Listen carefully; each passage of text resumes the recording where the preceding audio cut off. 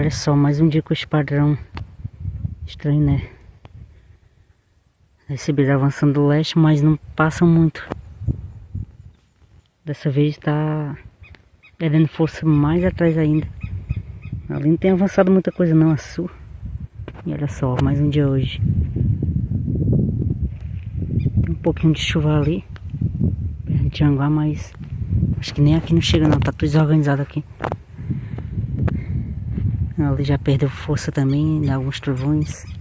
Só tem um pouco de nuvens baixas também avançando.